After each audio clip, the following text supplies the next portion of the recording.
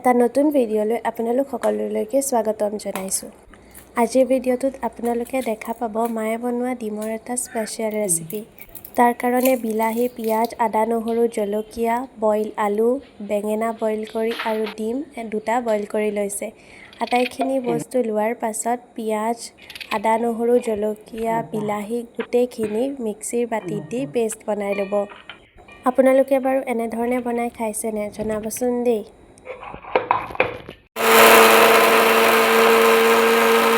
এনেদৰে এটা পেষ্ট বনাই হোৱাৰ পাছত তেলত হালধি নিমখ দি পেলাই ডিম দুটা ভালদৰে ভাজি লৈছে।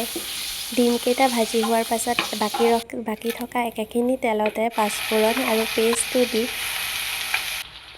নিমখ, হালধি, চেনি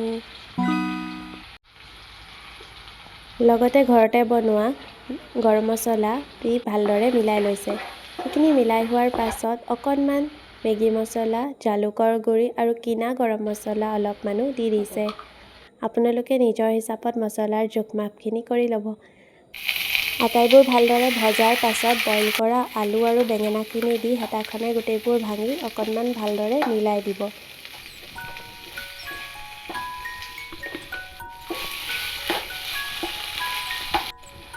জোখমতে পানী দি তাত ভাজি ৰখা ডিমকেইটা দি উতল আহিবলৈ ঢাক মাৰি দিলেই ডিমৰ তৰকাৰী ৰেডি হৈ যাব।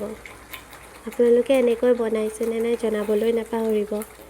বাকী আজিৰ ভিডিঅ'টো ইমানেই আছিল। আকৌ এটা নতুন ৰেচিপি ভিডিঅ'ৰ সৈতে পুনৰ লগ পাম। আজিলৈ আহিছোঁ। লগতে চেনেলটো ছাবস্ক্ৰাইব কৰি থৈ যাবলৈ নাপাহৰিব। বাই।